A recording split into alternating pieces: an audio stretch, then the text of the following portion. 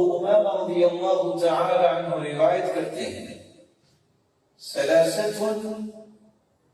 کلہم ضامن علی اللہ، تین ایسے خوش نصیب ہیں جو اللہ کی ضمانت میں ہوتے ہیں، اللہ کی امانت میں ہوتے ہیں۔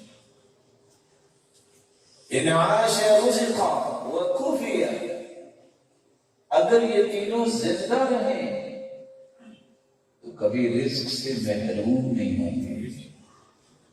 اگر یہ زندہ رہیں تو ان کو اس مالک ہی کافی ہو جائے گا،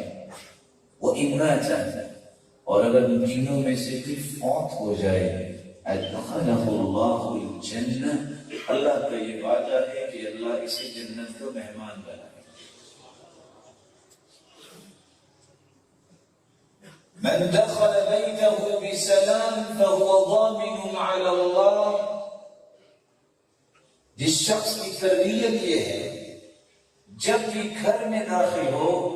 السلام علیکم ورحمۃ اللہ وبرکاتہ سلام کہہ کے جاتا ہے، جب تک زندہ رہے گا بھوکا نہیں مرے گا، اس کا رزق اللہ کی زندگی، اللہ اس کے کافی ہو جائے گا۔ وَرَجُلٌ خَرَجَ إِلَى الْمَسْجِدِ فَهُوَ ضَامِنٌ عَلَى اللَّهِ،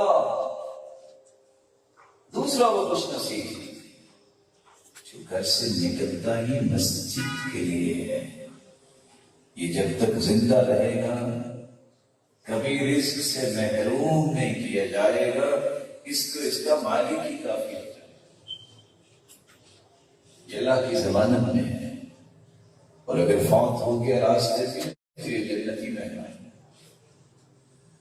وَرَجُلٌ خَرَجَ فِي سَبِيلِ اللَّهِ فَهُوَ ضَامِنٌ عَلَى اللَّهِ،